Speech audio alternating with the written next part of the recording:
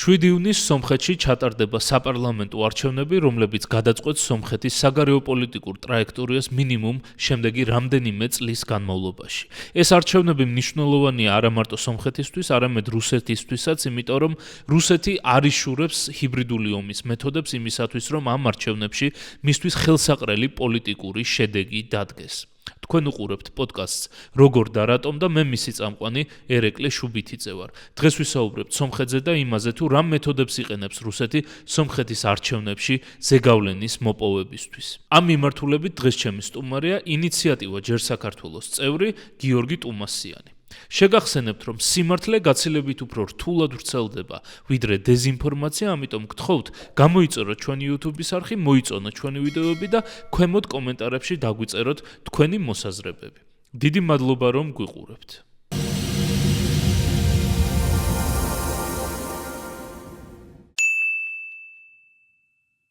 დიდი მადლობა გიორგის სტუმრობისთვის. დღეს ძალიან საინტერესო თემაზე უნდა ვისაუბროთ. ეს არის თემა, რომელიც გვეხება ჩვენს, ეხება მთლიანად სამხრეთ კავკასიის რეგიონს, ჩვენს რეგიონს და პრაქტიკულად განსაზღვრავს ამ რეგიონის სამომავლო განვითარების შესაძლებლობებს და დღეს რა თქმა უნდა ვისაუბრებთ სომხეთში ჩანიშნულ საპარლამენტო არჩევნებზე, რომელიც 7 ივნისს გაიმართება.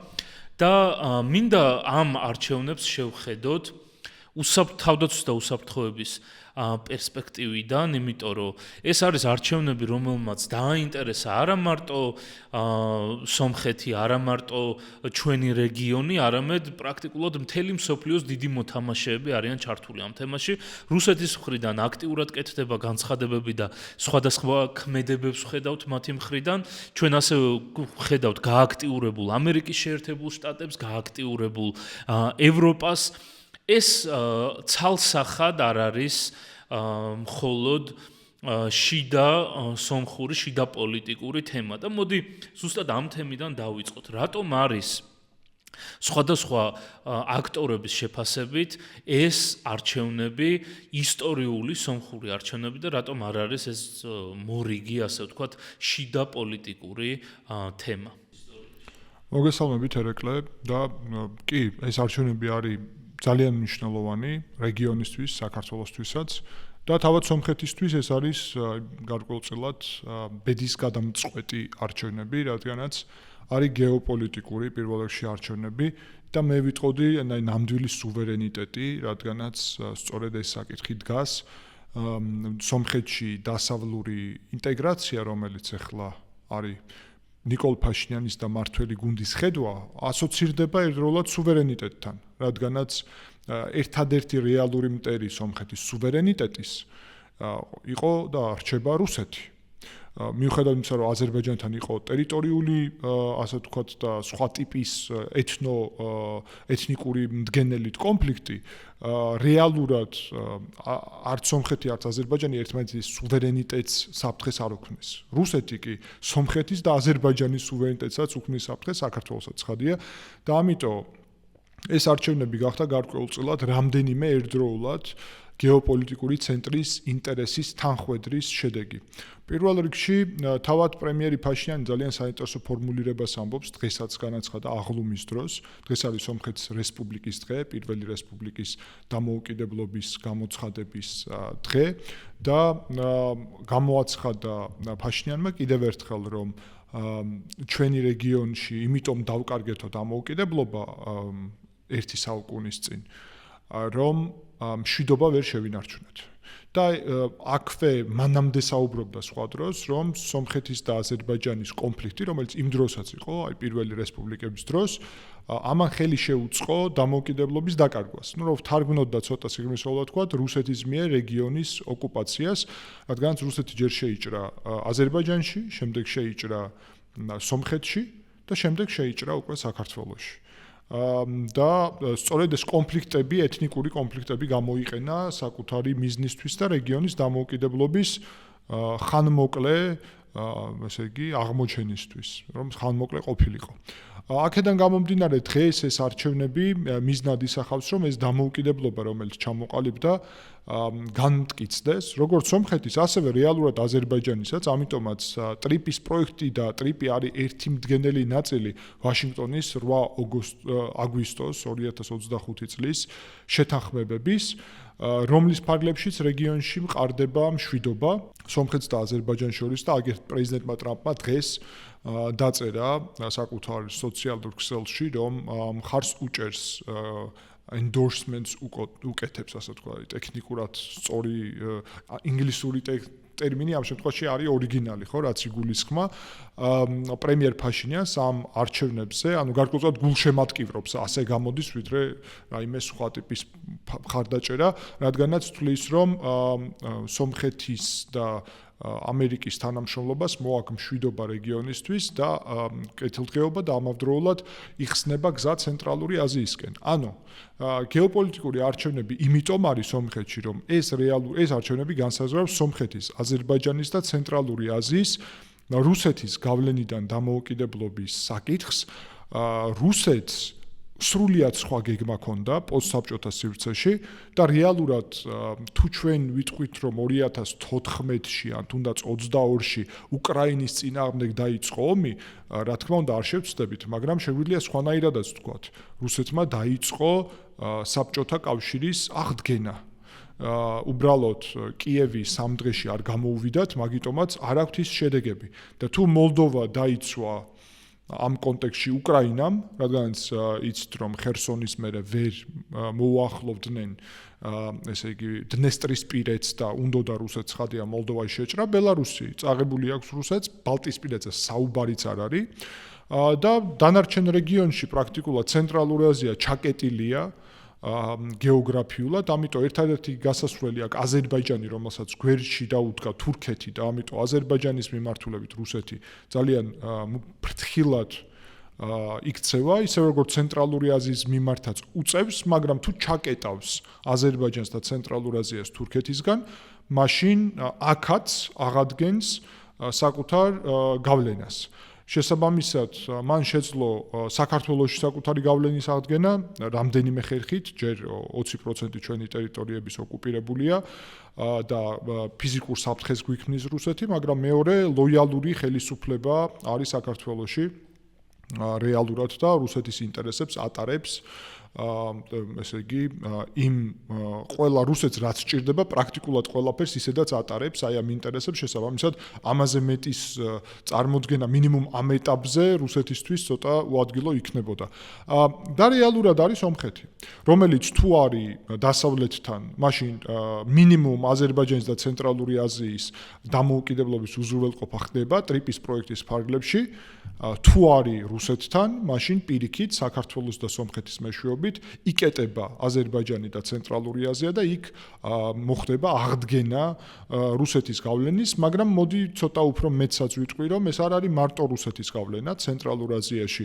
საბჭოთა კავშირის დროს კი იყო ტოტალური რუსული გავლენა, მაგრამ ეხლა უკვე გეოპოლიტიკა შეცვლილია და არის ჩინეთის სერიოზული გავლენები. ამიტომაც დასავლეთს, ამერიკას და ევროპას ორივეს წარმოუდგენია სწორედ ცენტრალური აზიაში რუსეთის და ჩინეთის გავლენების დაბალანსება და ამ მიზნით მაგალითად თუ ამერიკამ ტრიპი შექმნა ევროკავშირი ეხლა ქმნის EU Global Gateway პროგრამას ამავდროულად საუბრობს 4 მხრივ პლატფორმაზე თანამშრომლობის, კერძოდ ევროკავშირი, თურქეთი, სომხეთი, აზერბაიჯანი, რომ გასასვლელი კონდეს ცენტრალურ აზიაში, სადაც უზარმაზარი რაოდენობის მინერალებიც არის საერთოდ იშვიათი შესაძლებლობები და ზოგადად საკმაოდ ჰარტლენდის კონცეფციას თუ დაუბრუნდებით ზბიგნევ ბჟეზინსკის ცნობილ კონცეფციას, მაშინ ამერიკის წინააღმდეგ ავტორიტარული ბანაკის ფორმირებისთვის, ესე იგი, სწორედ ცენტრალურ აზიას უკავია უდიდესი როლი, რადგანაც მის გარეშე რუსეთის და ჩინეთის გაერთიანება ვერ იქნებოდა ეფექტური. აქედან გამომდინარე პატარა სომხეთი და ესეთი ჩვეულებრივი ერთ შეხედვით არჩევნები გახდა გლობალური ევრაზიის კონტინენტზე პროცესი მით უმეტეს, როდესაც ჩვენ ვხედავთ რომ საქართველოს სრულად უკვე აცდენილია ევროატლანტიკურ გეზს და რუსეთის გავლენის სფეროდ არის გადაქცეული, შესაბამისად ამის ფონზე, როდესაც მაკა ბოჭორიშვილი ამბობს ხშირად ხოლმე რომ უალტერნატივო არის საქართველო, ესე იგი დასავლეთ აღმოსავლეთ შორის ხიდის კონცეფციაში და ამით უნდათ ვაჭრობა დასავლეთთან საკუთარი აქ ესე იგი ძალაუფლების და რეჟიმის დამყარების და გამყარების და აღიარებისთვის პრაქტიკულად ჩვენ ხედავთ რომ დასავლეთი ქმნის ალტერნატივას და საქართველოში არ გამოდის ის რაც გამოდის ზოგიერთ სხვა ქვეყანაში. კი ბატონო.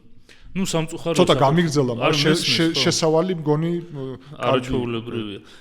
სამწუხაროა რომ ეს პროცესები მიმდინარეობს და საქართველოს მოწყვეტილია პრაქტიკულად, არადა ჩვენ ვიყავით ცენტრი ამ ყველა პროცესის რაც მიმდინარეობდა. ნუ დღესდღეობით გეოპოლიტიკური სიტუაცია რადიკალურად შეიცვალა. სომხეთი ირჩევს თავის ახალ გზას და ნუ რა თქმა უნდა ჩვენ ამ პოდკასტში გულშემატკივროთ სომხეთს.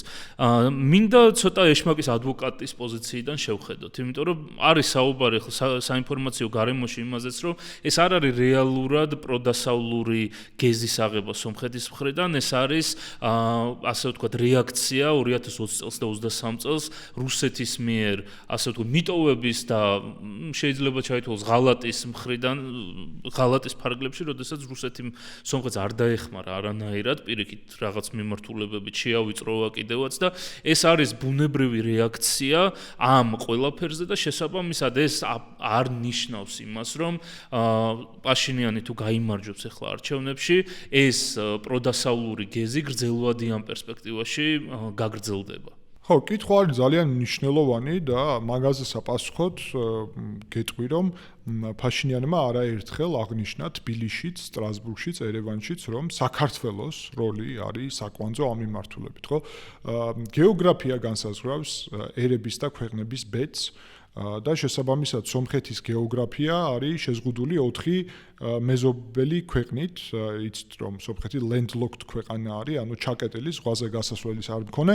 შესაბამისად მას მაგალითად ევროინტეგრაციისთვის უეჭველი ჭირდება რომელიმე მინიმუმ ერთი ქვეყანა, რომელიც იქნება აი ესეთი გეზი და გზა.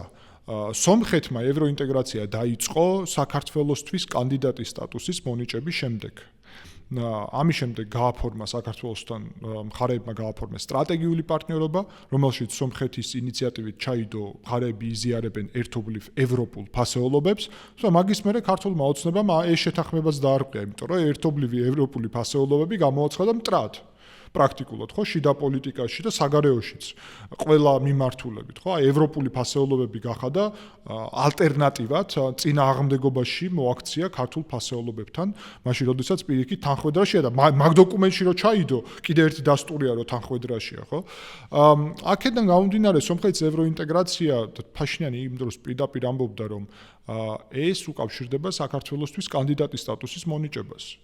ყველაფერი გააკეთა ქართულმა ოცნებამ რომ კანდიდატის სტატუსი ჩამოგვართვან. დღესაც რომ გვაქვს ფორმალურად გვაქვს და ყველამ ეს იცის ევროკავშირიც პირდაპირ ამბობს. თურქეთს რომ ევროინტეგრაცია არ აქვს დიდი ხანია და გაჩერებული აქვს კი იცი და ამავდროულად საკმაოდ მძიმე ვითარება იქ ოპოზიციასთან, სეკულარული სახელმწიფოს პრინციპის დარღვევასთან და ასე შემდეგ. შესაბამისად, ეხლა ჩემი კონცეფტი იყო, მე რასაც მათ შორის ვაჟღერებდი არაერთ მედიაში, რომ სომხეთს სჭირდება თურქეთთან ნორმალიზება, მინიმუმ რომ ეკონომიკური ალტერნატივა შექმნას ევროპასთან, რადგან საქართველოს გავლით სამწუხაროდ ქართული ოცნების პირობებში სანდო კავშირი არ და ვერ იქნება და ეს მგონი დადასტურდა კიდევაც, იმიტომ რომ საქართველოს ბოლო 1 წლის განმავლობაში რა პრობლემებსაც უქმნიდა სომხეთს, მაგალითად ყვავილების, თევზეულის, ალკოჰოლის, ესე იგი ექსპორტის მიმართულებით, აი რაღაცეებს აღმოაჩენდა ხოლმე საქართველოს მხარე ამ შემთხვევაში, აი ამ ყველაფერში. ეხლა რუსეთმა ეს ყველაფერი ჩაკეტა. ზუსტად ეს ყვავილები, თევზეული, თამბაქო, ალკოჰოლი და ეს შემთხვევითი ესე იგი დამთხევა ხო არ არის აშკარად. იმას გულისხმობ რომ აშკარად საქართველოს ამ მიმართულებით წინააღმდეგობას უქმნიდა, ასევე როგორც არაერთი წყარო ადასტურებს რომ ფრანგული შეიარაღების მიწოდება მაგალითად საქართველოს გავლით, რომელიც იყო ერთ-ერთი პირობა, როდესაც კანდიდატის სტატუსი მოგვცეს, იმიტომ რომ კანდიდატის სტატუსი ნიშნავს, რომ საქართველოს თანხმედრაშია ევროკავშირის ერთიან თავდაცვის და უსაფრთხოების ხედვასთან, რომელიც გულისხმობს მათ შორის სომხეთის მომარაგებას იმისთვის, რომ სომხეთი არ იყოს დამოკიდებული რუსეთზე, იარაღის კუთხით და შესაბამისად დაუახლოვდეს ასევე ევროპას. ესეც ჩაკეტა. ამის რეალური დადასტურება არ არის უბრალოდ, ხო? აზერბაიჯანული მედიაში ეს ნახსენებია როგორც დასტური და რეალურად მოდი ასე გეტყვი, რომ ანალიტიკურ წრეებში ეს ეჭქვეშ არ დაყენებულა და პირიქით მტკიცებით ფორმაში ჟღერს ერევნიდან. გასაგებია, რომ მართველი ხელისუფლება ამაზე განცხადებებს არ გააკეთებს. იმის თქმა მინდა უბრალოდ, რომ და ამის კიდევ ერთი დასტურია, ხო, საქართველოს თავად შეწყვიტა პრაქტიკულად ყველანაირი სამხედრო კომუნიკაცია იგივე ევროპასთან, ყველანაირი თანამშრომლობა. ჩვენ თავის დროზე ფრანგული იარაღის შესყიდვა ასევე გვინდოდა საერო თავდაცვის და დღეს ვხედავთ, რომ ამ მიმართულებით არაფერი კეთდება. ანუ იმის თქმა მინდა ამ კონტექსტში, რომ დაუბრუნდე, ხო, თავარ მიმართულებას, რომ სომხეთის ევროინტეგრაციას ჭირდება მინიმუმ ამ ეტაპზე თურქეთის გავლით ეკონომიკური კავშირები ევროპასთან, დაახლოება სომხეთის, ჯერ რეფორმებს ცხადია დაჭირდება წლები სომხეთში, იმიტომ რომ მართლა არ არის ჯერ ახლოსაც მინიმუმ არ აქვს, მაგალითად DCFTA, რომელიც ჩვენ გვაქვს დიდი ხანი 2014-დან თუ არ ვცდები და ასევე ძალიან ბევრი სხვა ასოცირების შეთანხმება არ გააჩნია სომხეთს. ესე იგი, კანდიდატის სტატუსი არ გააჩნია, განაცხადი არ აქვს გაკეთებული. ამას დაჭირდება დრო. და მეორე მხრივ, რა თქმა უნდა, გეოპოლიტიკურად რომელი ქვეყნის გავლით, იმიტომ რომ მოდი პირდაპირ თქვათ, ასევე 2024 წლის იანვარში რომ დაიდო სტრატეგიული პარტნიორობა საქართველოს სომხეთის და დეკემბერში რო კანდიდატის სტატუსი მოგვცეს, აპრილში 5 აპრილს ბრიუსელში შედგა ფაშინიანის, ურსულა ფონ დერ ლაინის და ბლინკენის შეხვედრა, სადაც პირდაპირ დოკუმენტში წერია, რომ საქართველოს გავლით, როგორც კანდიდატის სტატუსის მქონე, მოხდება სომხეთის მომარაგება ყველაფრით, რითაც საჭიროა, რათა იყოს ეკონომიკური დივერსიფიცირება. თარგმნოთ ეს და გამოვა, რომ რუსეთისგან დამოუკიდებლობა ეკონომიკური, ანუ მომზადება ევრაზიული კავშირის დატოვებისკენ. აპრილში იმავე თვეში გამოდის რუსი ოლიგარქი ბიძინა ივანიშვილი პარლამენტთან და უეცრად, მოულოდნელად ბევრისთვის აცხადებს, რომ ევროპა იმართება ბჭყალებში გლობალური ომის პარტიის და სხვა რაღაც მითიური ორგანიზაციების მიერ. და აქედან იწყება სრულიად სხვა ტიპის რიტორიკა. ანუ ის გეზი, რომელიც ევროპას დასახული ქონდა, რომ გახსნის სომხეთისკენ, საქართველოსთვის კანდიდატის სტატუსის მიცემით, რუსეთმა საქართველოს გეზიც ჩაკეტა და სომხეთის გეზიც ჩაკეტა. ამიტომ სომხეთის ევროინტეგრაცია ნამდვილად ამ ეტაპზე არ არის სრულფასოვანი, მაგრამ ეს პირველ რიგში არის პოლიტიკური განაცხადი და პოლიტიკური მიმართულება, შიდა რეფორმები და ფაშინიანი ამ რიტორიკას იყენებს. მეორე მხრივ, იგივე ევრაზიული კავშირის დაუყოვნებლივ დატოვებაზე იმიტომ არ არის საუბარი, რომ ამის დაუყოვნებლივ დატოვების საჭიროება არ დგას უბრალოდ. მოდი ვისაუბროთ უფრო სიღრმისეულად, რას კარგავს რუსეთი სომხეთზე გავლენის დაკარგვით და სომხეთში, ასე ვთქვათ, თავისი პოლიტიკის გატარების შესაძლებლობის დაკარგვით. რუსეთი კარგავს შუა დერეფანს. დღეს და უფრო რუსეთი კი არა, ჩინეთიც. იმიტომ რომ დღეს რეალურად ეს ევრაზიაში მარშრუტები დგას სამ ძირითად ღერძზე. ეს არის რუსული ღერძი, რომელიც ჩაკეტილია ომის გამო უკრაინაში, ეს არის ირანის ღერძი, ასევე რომელიც ჩაკეტილია და სხვა დანარჩენი რეალურად კასპიის ზღვა არის, მეტი არაფერი ევრაზიაში. აზერბაიჯანი გამოდის კიდევ ერთი ალტერნატივა, მაგრამ იმ აზერბაიჯანიდან მერე ორი განშტოება უნდა იყოს. ამ მომენტისთვის ერთია მარტო საქართველოს გავლით. სწორედ ამიტომ რუს ოლიგარქ ბიძინა ივანიშვილს ჰქონდა ამბიცია, რომ საქართველოს დაამსგავსოს ჩვენ კარგ მეზობელს და სტრატეგიულ პარტნიორს, მაგრამ პოლიტიკური მართლობა აზერბაიჯანში როგორიც არის და საქართველოში პირველი დღიდან დამოუკიდებლობის იყო სხვა სტილის.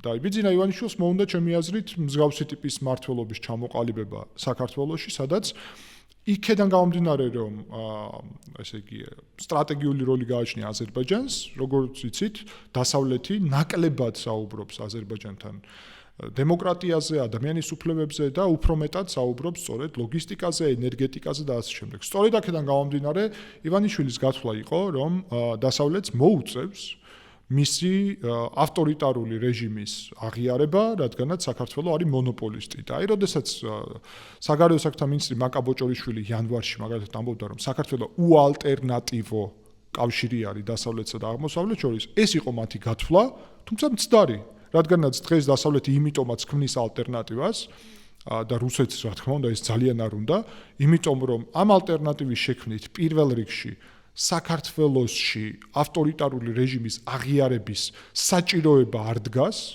და ეს ნიშნავს რომ გრძელვადიანად, აი რამდენიც არ უნდა გაგრძელდეს, გრძელვადიანად ქართველი ერის ისტორიული არჩევანი, ცივილიზაციური არჩევანი მაინც იქნება უმრავლესობაში საზოგადოების და როგორც კი რუსეთის პოზიციები დასუსტდება, საქართველოს ბუნებრივად დაუბრუნდება იმ სწორ გზას, სადაც იყო, იმიტომ რომ ქართველი ერის არჩევანი არ შეცვლილა, რაც არ უნდა ეცადოს პროპაგანდამ სიყალბის გავრცელება, მანამ დასავლეთს არ უწევს ამერიკას და ევროპას ივანიშვილის რეჟიმის აღიარება და ქართველი ხალხის დემოკრატიის მისწრაფებაზე და ევროატლანტიკურ მისწრაფებებზე ხელის ჩაქნევა, იმიტომ რომ საქართველოს ტრანზიტი ჭირდებათ და ამის ჩანაცვლება მოხდება დროებით სომხეთით რეალურად, სადაც პოლიტიკური თანხმედრაც არის, იმიტომ რომ სომხეთი არათუ ანტიდასავლურ რიტორიკას ან პოლიტიკას არ ატარებს, არამედ პირიქით ძალიან პროდასავლურს ატარებს, ამავდროულად დაბალანსებულს რეალურად რუსეთთანაც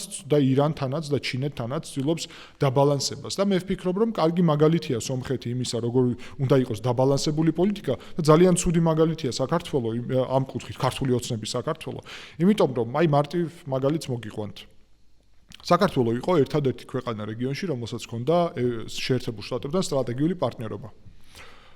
ქართული ოცნების, ასე იგი, მავნებლური და ანტისახელმწიფოებრივი პოლიტიკის შედეგად ჩვენ დავკარგეთ, ანუ შეჩერებულია სტრატეგიული პარტნიორობა, სომხეთს გაუფორმეს ჯერ, მერე აზერბაიჯანსაც გაუფორმეს და ეხლა სომხეთთან რუბიო იყო ჩასული 26 მაისს და თბილისში არ ჩამოვიდა, ესეც ხო სიმბოლურია და ხელი მოაწერა, ასე იგი, სიღრმისეულ ან ყოვლის მომცველ სტრატეგიულ პარტნიორობას, რომელიც არის დიპლომატიის ენაზე შემდეგი ეტაპი და შუალედური ეტაპი რეალურად მოკავშირეობას შორის, რომელიც დღისას რიგის საკითხი არ არის. შესაბამისად, სომხეთი გახდა ყოვლისმომცველი პარტნიორი, აზერბაიჯანის სტრატეგიული პარტნიორი, აზერბაიჯანის სტრატეგიული პარტნიორი, საქართველოს შეჩერებული სტრატეგიული პარტნიორობით. მეტიც, სომხეთთან შეთანხმებაში დევს პირდაპირი ინვესტიციები ხელოვნურ ინტელექტში, პირდაპირი ინვესტიციები ეკონომიკაში, უმსხვილესი ამერიკული კომპანიებისთვის ინვესტიციები ენერგეტიკაში, სერიოზული ატომური სადგურის ჩათვლით და ასევე შეიარაღებულ ძალებში ძალიან ამერიკელები აშენებენ ატომურ სადგურს? ჯერ არ არის ბოლომდე გადაწყვეტილი, მაგრამ უკვე არის შეთანხმებები, რომ ამერიკელებს მიეცათ უფლება, ანუ ამერიკამ მისცა თავის კომპანიებს უფლება ექსპორტი მოახდინოს ტექნოლოგიის სომხეთში, რაც არის წინაპირობა და დარჩა სომხეთის მთავრობის გადაწყვეტილება, ვინ იქნება ეს კონტრაქტორი მხარე. ამას უბრალოდ იმიტომ ვამბობ, რომ ჩვენ გრძელვადიანად ერთი მხრივ კარგავთ იმ სერიოზულ ეკონომიკურ ბენეფიტს, რაც ტრანზიტისგან ჰქონდა, ამას ემატება ის გეოპოლიტიკური წონა, იმიტომ რომ არ დაგვაუწყდეს, მაგრამ თურქეთ და აზერბაიჯანთან ჩვენ ვაბალანსებთ ცენტრალურ აზიასთან, ჩინეთთან, ევროპასთან, რუსეთთანაც კი ჩვენს ურთიერთობებს რაღაც გაგებით, იმიტომ რომ ჩვენზე გადის სტრატეგიული ინფრასტრუქტურა. თუ ამ ინფრასტრუქტურის როლი შემცირდება, მაშინ ჩვენი გეოპოლიტიკური წონა, რომელიც ისედაც ძალიან სუსტი შეიარაღებული ძალების ფონზე სუსტია, კიდევ უფრო დასუსტდება, რაც პრობლემურია და ამას ემატება, რა თქმა უნდა, გრძელვადიანი ეკონომიკური ინვესტიციები, ამერიკასთან პარტნიორობის დაკარგვა ეს პირდაპირ ასევე კავშირში არის იმასთან, რომ ჩვენ შეიძლება ჩამოვრჩეთ ტექნოლოგიურ აი ამ ეპოქაში და მეზობლებს, იქ აზერბაიჯანშიც არის ცხადია ინვესტიციები, მეზობლებს ჰქონდათ სერიოზული უპირატესობა.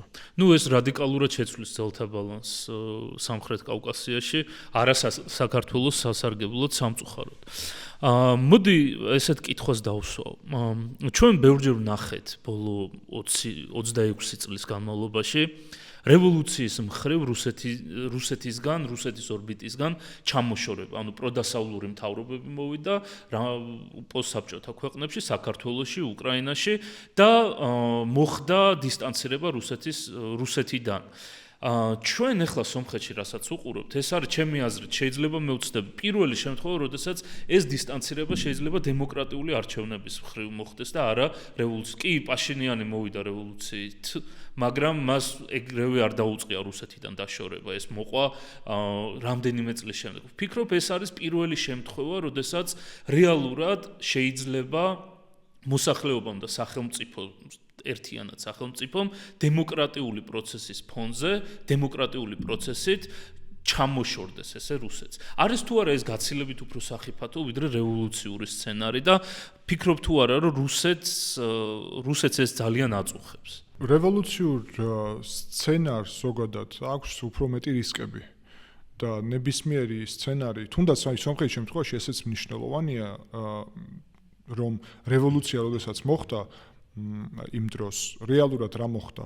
პრემიერი იმდროინდელი გადადგა და მმართველმა პარტიამ ტექნიკურად აირჩია ნიკოლ ფაშინიანი პრემიერ-მინისტრად, ოპოზიციის ლიდერი.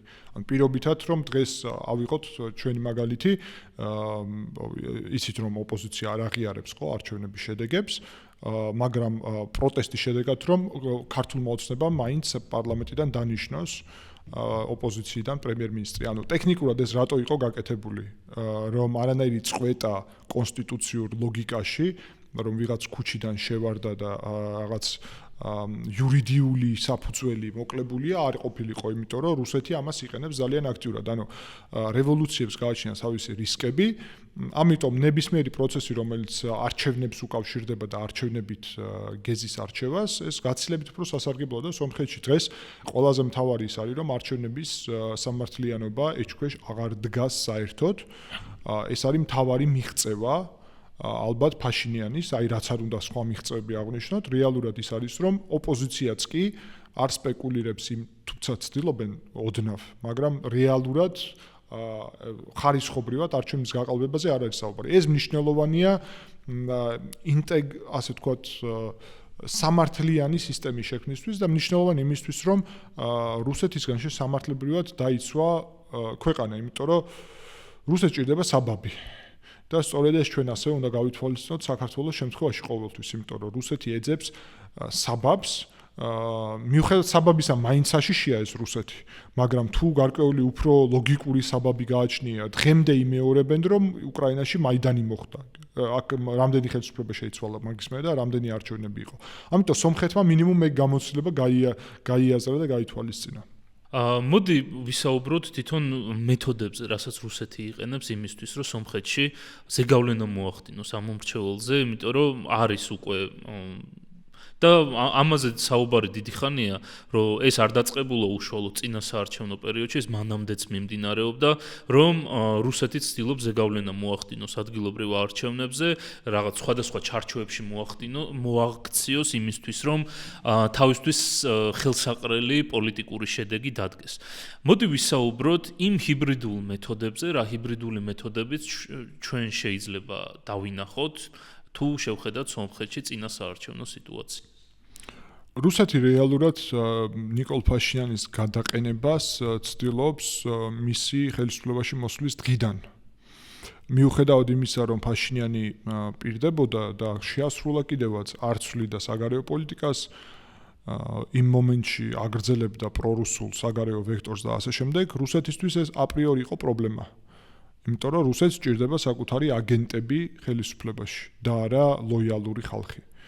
და სომხეთში მანამდე ყავდა სწორედ აგენტურა ხელისუფლებაში. და ახლაც ამოცანა იმიტომ იყო ასეთი, რომ აგენტურა კიდევ მოიყვანათ ხელისუფლებაში და ამ მიზნით რეალურად ყარაბაღის მთელი ეს პროცესი დაიწყო ამასთან დაკავშირებით. ან ჯერ ნიკოლ ფაშინიანს აბრალებდნენ, რომ ყარაბაღს აბარებს. ამის გამო ნიკოლ ფაშინიანმა ასე ვთქვათ, საკმაოდ ხმამაღალი განცხადებები გააკეთა ყარაბაღის კონტექსტში, მოუწია როგორც ჩანს და აქედან გამომდინარე მე დაიწყო ეს ყარაბაღის ომი. ყარაბაღის ომის წაქეზება ასევე იყო რუსეთის მხრიდან. რუსეთმა არათუ ნახეთ ჩვენ ხანდახან ვამბობთ უღალატა სომხეთს, ხო? აი ეს გულისხმობს, რომ რუსეთი იყო თეორიულად სომხეთის მხარეს და მე უღალატა. რეალურად ეს ასე არ არის. იმიტომ რომ რუსეთი არასდროს არ იყო სომხეთის მხარეს და არც აზერბაიჯანის მხარეს, კონფლიქტის მხარეს იყო ყოველთვის და მას ჭირდებოდა კონფლიქტი და კონფლიქტის წაქეზება იმიტომ ჭირდებოდა რუსეთს და სომხეთის მარცხი, რომ ფაშინიანის შეცვლა შეეძლოთ. და ეს თან ხდება უკრაინაში შეჭრამდე, სადაც რუსეთი მსოფლიოში მეორე არმიად ითვლება, ანუ აზერბაიჯანშიც სხვა განწყობები იყო იმ დროს რუსეთისადმი. სწორედ აქედან გამომდინარე, ანუ ხდება ეს ამ ყოლაფრის გამოყენება. მერე უკვე ყარაბაღის სრული დაცლა, აი ყველა ამ ეტაპის გამოყენება, ანუ რუსეთმა დაახლოებით 2008 წლის სცენარით ეცადა იქ ხელისუფლების შეცვლა, ანუ სამხედრო მარცხის სცენარი. მეორე მომენტია რომ გადაურჩა ფაშინიანი სამხედრო მარცხს, პრინციპში სააკაშვილიც. ესეც უნდა თქვა, ხო, 2008-ში არ წასულა ხელისუფლებიდან. თუმცა საინტერესო ის არის, რომ ფაშინიანის ეპოქა, მათ შორის არავითარ პანდემიითაც იყო გამოწვეული ეს და ომით მერე ფაშინიანის რეფორმის ეპოქა, აი სააკაშვილის თუ დაიწყო 2002-2007 წლები იყო, ხო, ძირითადი რეფორმების წლები. პირველი, ასე ვთქვათ, აი, მთავარი რეფორმები რაც განხორციელდა. ფაშინიანის შემთხვევაში ეს ასე არ არის. ვერ მოასწრო რეფორმების განხორციელება და რეალურად რეფორმები დაიწყო ბოლოს 2023 წლიდან დღემდე. ანუ სომხეთი ცოტა ტაიმლაინი არის შესრულილი რა. ანუ ჯერ ჩვენთან აქ იყო რეფორმები, მერე ომი და მერე გარკვეულწილად გადახვევა, მაინც ალბათ ასე შევაფასებ, თავდაპირველი ლოგიკიდან, რამაც ბევრი ადამიანის უკმაყოფილება გამოიწვია მოქმედი ნაციონალური მოძრაობის მიმართ რაღაც საკითხებში. არ ჩაუღმავდეთ ამ თემას, მაგრამ გასაგებია, რასაც გულისხმობ, რის გამოც უკვე ველი და აღქმა შეიცვალა. სომხეთში არის პირიქით. მოდის ფაშინიანი, იწყება პრაქტიკულად პირველი ნაბიჯები იყო პოზიტიური, მაგრამ არ იყო რეფორმა, არამედ იყო უბრალოდ პოლიტიკური გარკვეული ნაბიჯები. ამას მოდის უკვე პანდემია, ომი და ომის შემდეგ გადარჩა ფაშინიანი, რაც გაუკვირდა მოსკოვს. მიუხედავად იმისა, რომ მთელმა აგენტურამ იმ დროიდან გენშტაბის ხელმძღვანელმა, პატრიარქმა, ყველამ თქვა, რომ ფაშინიანი უნდა წავიდეს. და არჩევნებზე წავიდა და გაიმარჯვა კიდევ ერთხელ.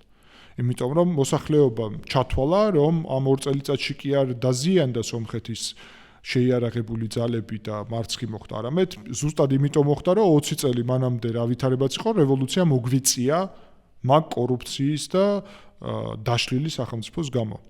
ეს შანსი მისცეს ფაშინიანს, რაც ცოტა, ასე ვთქვათ, ბედის იღბალიც არის, იმიტომ რომ შეიძლება არ ქონოდა ეს შანსი. და ამის შემდეგ იწყება უკვე ფაშინიანისთვის, აი 2021-დან ახლა 26-მდე 5 წლიანი მანდატი, რომლის ფარგლაშიც მოხდა ძალიან სერიოზული რეფორმები, პრაქტიკულად ყველა სფეროში და ახლა არის სომხეთში, რომ შენდება გზები, შენდება სკოლები, ბაღები, აგერ დღეს იყო ახალი ჯარის პრეზენტაცია, რომელიც მიმართულებითაც ჩაიდო მინიმუმ 5 მილიარდი დოლარი და 7 ქვეყნიდან არის შეიარაღება შეძენილი და სომხეთის სამხედრო ბიუჯეტი არის საქართველოს ბიუჯეტზე 3-ჯერ მეტი, მიუხედავად იმისა, რომ საქართველოს ეკონომიკა, ესე იგი 30%-ით უფრო დიდია. შესაბამისად, ამ ყველაფრის ფონზე ფაშინიანმა ეხლა უკვე შექმნა წარმატებული მოდელი, მაკრონი იყო აღარ, ევროპული პოლიტიკური სამიტი, ანუ აი ამ ყველაფრით შეძლო დადებითი პოლიტიკური იმიჯის შექმნა, პლუს ხალხთან კომუნიკაცია შეინარჩუნა ისე, რომ ფაშინიანისთვის აი HV, ასე ვთქვათ, მის დემოკრატიულ მართლობასთან ძალიან მცირეა. თუმცა პროპაგანდა წავიდა სხვა მიმართულებით. ცხადია, ყარაბაღის თემას იყენებს ძირითადად და ეთნონაციონალიზმი არის პრინციპში ლოგიკური, იმიტომ რომ ყარაბაღის თემა არის ასე თუ ისე მტკივნეული ყველა სომეხისთვის და 120,000 დევნილი არის სომხეთში, შესაბამისად ეს თემა არ არის, ასე ვთქვათ, შორს რიგითი მოქალაქის ცხოვრებისგან. ისტორიული მეხსიერების კონტექსტშიც და თან თემა სულ ცოცხალი რჩება რაღაც მსჯელობების გამო, ამას ემატება ცხადია ეკლესია, რომელიც პირდაპირ პოლიტიკაში ჩაერთო, რელიგიური ფაქტორის გამოყენება, ამას ემატება ფაშინიანის, ესე იგი, ღალატში და პროთურქულობაში, პროაზერბაიჯანულობაში დაბრალება. ძირითადად ამას ემატება ასევე დიასპორაში გავლენები ამ მიმართულებით, ანუ გარკვეული ქსელი არის შექმნილი, რაზეც ბოლო კვირეების განმავლობაში გამოქვეყნდა არაერთი მასალა, ინსაიდერული, ანუ დახურული რუსეთის სპეცსამსახურების მასალები, ვხედავთ რომ ერთი არის ინსაიდერის მასალა, მერე სადაც საუბარია ფაშინიანს როგორ ებრძვის რუსეთის სპეცსამსახური, ასევე ადგილობრივი მედია აგენტურული ქსელი, ზოგადად აგენტურული ქსელი და ასე შემდეგ. და რა თქმა უნდა, ეს არის მნიშვნელოვანი, რომ პირდაპირ ბოლო დოკუმენტებში რაც გაჟონილია და რაც არის რუსეთის სპეცსამსახურებთან დაკავშირებული დოკუმენტები წერია რომ უნდა გავიმეოროთ 2012 წლის წარმატება, ესე იგი საზოგადოების ფართო კონსოლიდაციით, ერთი ძალით და მდიდარი ოლიგარქით, რუსი ოლიგარქი სამվել კარაპეტიანი, რომელიც ეკლესიის დამცველად და რომელიც გადამრჩენად, ასე ვთქვათ, არის ჩამოსული რუსეთიდან, რომ გადაარჩინოს სომხეთი პროთურქული ანტიეკლესიური ფაშინიანისგან, ეს მათი რიტორიკა, ნარატივებია და ამის საპასუხოდ პრინციპში ფაშინიანი მშვიდობის ლოგიკაზე საუბრობს, მეორე მხრივ საუბრობს, რომ ეს კონფლიქტი წაქეზებული არის კგბ-ს მიერ და ასევე რომ ეკლესია იმართება კგბ-ს აგენტების მიერ. ძალიან ორგანიზებულად მუშაობენ, მე რამდენიმე დოკუმენტს გადავავლე, თვალი იქ არის ხელოვნური ინტელექტის გამოყენება, ვიდეოების გაყალბება, ძალიან ბევრი მიმართულებით მუშაობენ, რაც ფსიქოლოგიური ოპერაციების ელემენტების გამოყენება არის, მაგრამ ასევე ისინი მუშაობენ ფიზიკურ გარემოში. რუსეთი მუდმივად იმუქრება იმითი, რომ სუვერენიტეტი სომხეთს ძალიან ძვირი დაუჯდება. გაზის გაძვირებით, სომხეთისთვის რუსული ბაზრის ჩაკეტვით და ასე შემდეგ. ეს ელემენტები ერთობლიობაში ძალიან საინტერესოა რომ დავინახოთ. იმიტომ რომ სომხეთი მიუხედავად ყველაფრისა, მიუხედავად მათი გაცხადებული ახალი პოლიტიკისა, მაინც მნიშვნელოვნად არის დამოკიდებული რუსეთზე ეკონომიკური თვალსაზრისით. გაზის მხრივ და ბაზრის მხრივ, ასე ვთქვათ. რამდენად ეფექტურად იყენებს რუსეთი ამას? რუსეთი აი ახლა ცდილობს ამის გამოყენებას, იმიტომ რომ რუსმა ოლიგარქმა სამվել კარაპეტიანმა უკვე თქვა, რომ რუსეთთან გვექნება ეკონომიკური ომი, მე თუ არ ამერჩევთ. და აგერ რუსეთმა დაიწყო ეკონომიკური ომი, რამდენიმე დღე არის პრაქტიკულად შეაჩერა ხილბოსტნეულის ექსპორტი სეზონის დროს, ასევე ყვავილების, ასევე თევზეულის, ალკოჰოლის. სერიოზული დარტყმა, იმიტომ რომ სომხეთის სოფლის მეურნეობის პროდუქციის 90%-ზე მეტი გადის რუსეთში. გაზის ფასზე არის საუბარი, თუმცა ეს მარტივი თემა არ არის, ერთბაშად რომ გააკეთონ, თუმცა 85% გაზი შემოდის რუსეთიდან, 15% ირანიდან, არადა ირანი არის მსოფლიოში უმსხვილესი გაზის, ესე იგი, მწარმოებელი ქვეყანა და სომხეთს შეუძლია ირანიდან მიიღოს გაზი, უბრალოდ წინა მოღალატე ხელისუფლებამ გაყიდა გაზსადენი, სომხეთ-ირანის გაზსადენი გაზპრომს და შეზღუდულია მისი მოცულობა სპეციალურად კონტრაქტით, რაც წარმოუდგენელი ამბავია ზოგადად. ახლა სომხეთი ცდილობს აზერბაიჯანთან ნავთობის, ესე იგი, ნავთობპროდუქტების მიწოდების ორგანიზებას. ტრიპის პროექტის ფარგლებში იგეგმება გაზსადენის მშენებლობა, სადაც როგორც საქართველოს, ასევე სომხეთი იგივე ლოგიკით შეძლებს გარკვეული გაზის შეღავათით მიღებას, გარკვეული გაზის უფასოდ მიღებას და დანარჩენი გაზის ყიდვასაც საჭიროების შემთხვევაში. ცხადია, ამას წლები დაჭირდება. თუ რუსეთი ეხლავე მიმართავს გაზის დახურვას, შეჩერებას, მიწოდების, მაშინ სომხეთს მოუწევს სასწრაფოდ და მაგალითად მანქანების მეშვეობით. ცხადია, ეს რთულია, მაგრამ აზერბაიჯანიდან თუნდაც, ირანიდან თუნდაც არა მილით, არამედ მანქანებით, მაგრამ გაზის შემოტანას და ისე სომხეთი ცდილობს ენერგო დამოუკიდებლობას, ძალიან სერიოზულად არის წინ წასული მზის ენერგეტიკა სომხეთში და შესაბამისად ნელ-ნელა ადაპტირდება ამ ყველაფერზე ეკონომიკა, როგორც ასეთი უბრალოდ. რა თქმა უნდა, რუსეთი თუ ეხლა ერთბაშად ყველაფერს გამოიყენებს, დარტყმა იქნება სერიოზული. ამ დარტყმის მიმართულებით იქნება საჭირო მხარდაჭერა, ევროპა მზად არის მხარდაჭერისთვის, კითხვა ჩდება ქართული ოცნება ჩაკეტავს თუ არა ამ მხარდაჭერის გზებს, არაოფიციალურად, ოფიციალურად ცხადია არ ველოდები მე, იმიტომ რომ მტრული ნაბიჯი იქნებოდა ოფიციალურად, მაგრამ არაოფიციალურად ჩვენ ვიცით რომ ეს კეთდება ხოლმე და რუსეთის წაქეზებით პრინციპში შეიძლება მოხდეს. ამის ფონზე თურქეთთან საზღვრის გახსნა არის ძალიან ასევე მნიშვნელოვანი, თურქულ ბაზარში პრაქტიკულად ყველაფერია, ხელმისაწვდომი ასევე. და სომხეთი ამიტომაც მიდრეკილია, ახლა არჩევნების შემდეგ უკვე დაიწყებს პირდაპირ რკინიგზას აღდგენას აზერბაიჯანთან და თურქეთთან, იმიტომ რომ დღეს გადის საქართველოს გავლით, კავშირი აზერბაიჯანთან. ასევე ოფიციალური ხელისუფლება არ იტყვის ამას საჯაროდ, მაგრამ რა დღეს ქართულ ოცნებას მოსკოვიდან მოუვა ბრძანება, რომ ეს აღარ არის მისაღები და ჩაკეტეთ რამე პრობლემა შექმენით, სომხეთსაც ესმის, რომ ეს შეიძლება მოხდეს, ამიტომ სანდო სამწუხაროდ აი ესეთ ვითარებაში აღმოჩნდით, რომ ჩვენ არც ჩვენივე თავისთვის ვართ ძლიერი ბევრ ასპექტში, არც გრძელვადიანი სარგებლის მიღება შეგვიძლია, არც ნამდვილი სუვერენიტეტი და კიდევ ნდობა დაკარგეს მეზობლებმა ჩვენსადმი, როგორც ქართული სახელმწიფოსადმი და გამოდის, რომ რაღაცა პროქსი ძალად აღვიქვებით რეგიონში, რაც ძალიან სერიოზული რეპუტაციული ზიანი, ამას ემატება კიდე დასავლეთის მიერ აღქმა, რომ და პირდაპირ გეტყვი ამას აი ეთერშიც, რომ დღეს იმიტომ არის აღფრთოვანებული დასავლეთის სომხეთით, იმიტომ რომ ამობენ ესეთ რამეს. სომხეთს არანაირი ჩვენთან ვალდებულებები არ ქონდა. სომხეთს ჩვენ პრაქტიკულად სერიოზულად მხარს არ ვუჭერდით ამ 30 წლის განმავლობაში, იმიტომ რომ სომხეთი რუსეთთან იყო და არც ქონდა ინტერესი და არც ჩვენ განსაკუთრებით არაფერი არ გავიკეთებია სომხეთის მიმართულებით. და ეხლა რომ სომხეთმა ესეთი ნაბიჯები გადადგა ევროატლანტიკური, ეს დასავლეთის არის ძალიან სერიოზული მათ შორის კრედიტი, რომ ესე იგი კიდევ უფრო მეტი გააკეთოს. და მეორე მხრივ ამბობენ, რომ ჩვენ პირიქით საქართველოს პირველი დღიდან გვერდში ვუდექით, პირველი დღიდან ვეხმარებოდით ქართულ ხალხს დემოკრატიის მშენებლობაში, ეკონომიკურ მიმართულებით და ასე შემდეგ, იგივე ტრანზიტიც აქ ამერიკის მხარდაჭერა სერიოზული იყო ეს ბაქო ჯეიხანი ასე შემდეგ.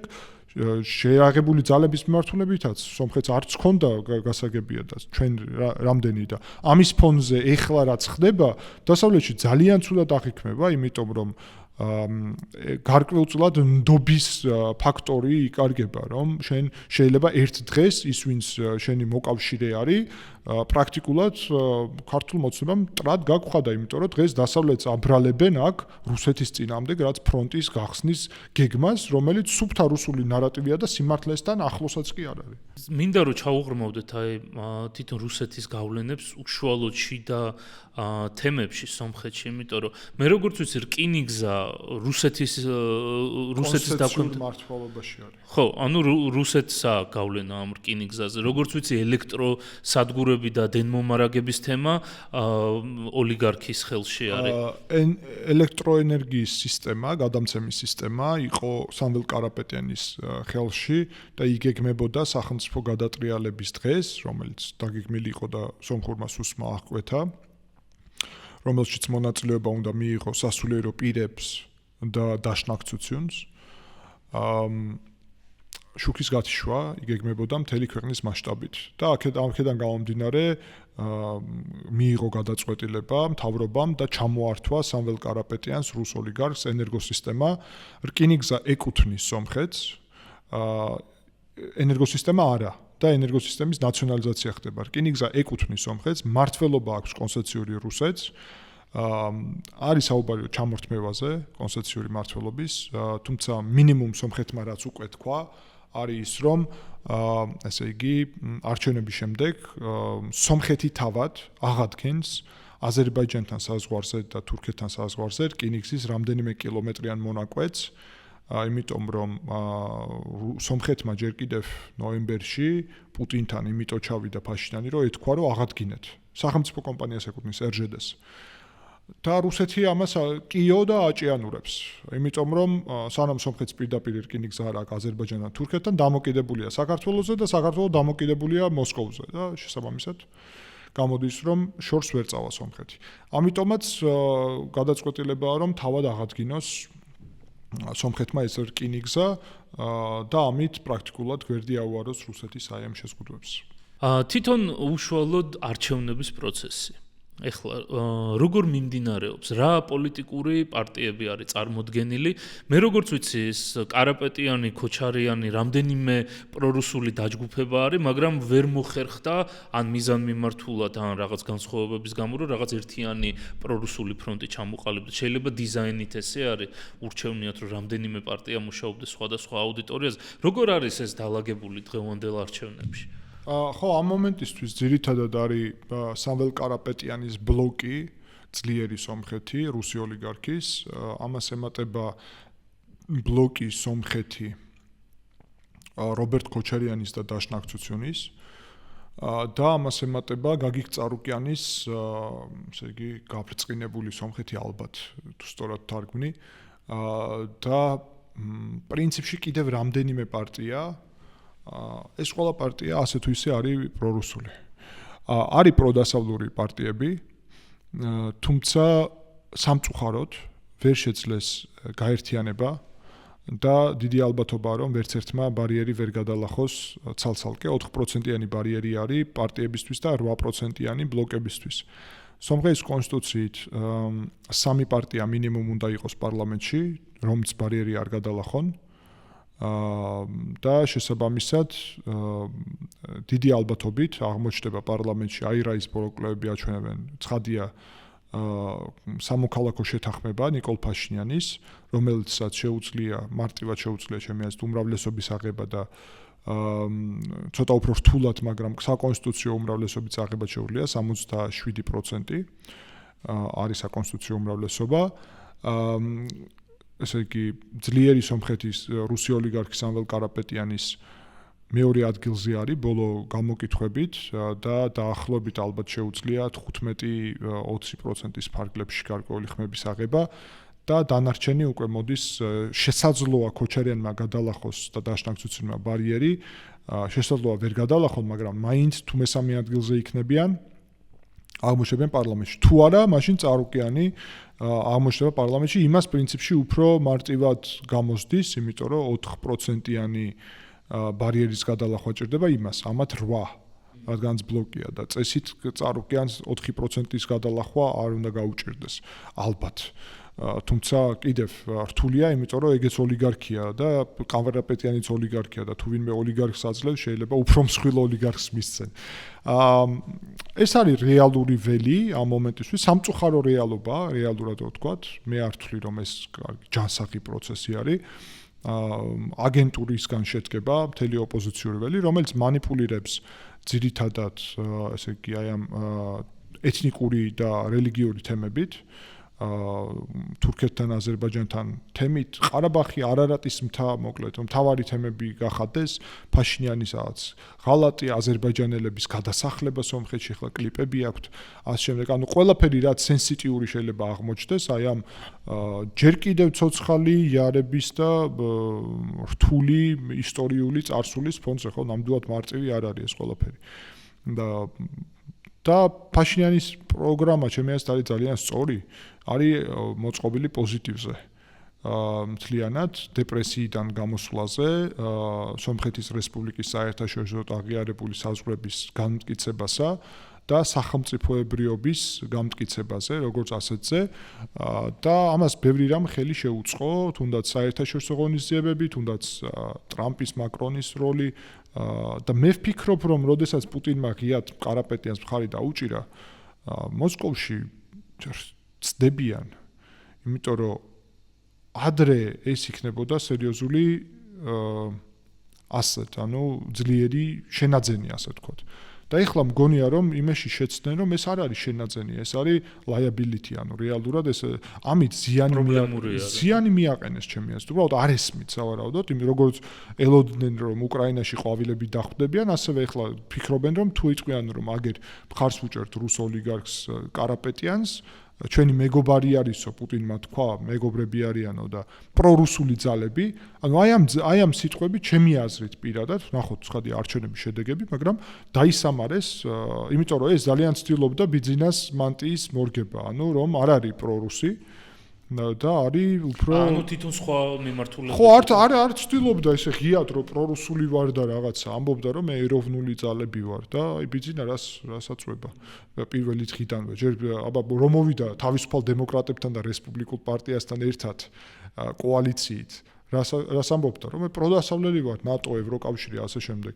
ეხლა რო კითხო, ეხლა უკვე ეროვნული ძალა არის. იმანაც ეს პროდასავლური ეროვნული აირჩია, რომ რაღაც კი ევროპა, რაღაც, აი კი ევროპას დაახლოებით და ღირსებით ევროპისკენ, ანუ ამ ლოგიკას თანხმდება, რუსეთთან კარგი ურთიერთობები, აი ქართული ოცნების პოლიტიკის გამეორება არის და აი შემთხვევითი არ არის ამ დოკუმენტებში, რომ არის საუბარი სომხური ივანიშვილი, აი მეტი რა უნდა თქვა. ესე არის პირდაპირ დოკუმენტებში. კი, ზუსტად. წერია რომ უნდა გავიმეოროთ და სამველ კარაპეტი უნდა გავხადოთ სომხური ივანიშვილი. სწორედ იგივე სცენარით, ლოგიკით და ასე შემდეგ. ანუ კარაპეტია შევხედოთ.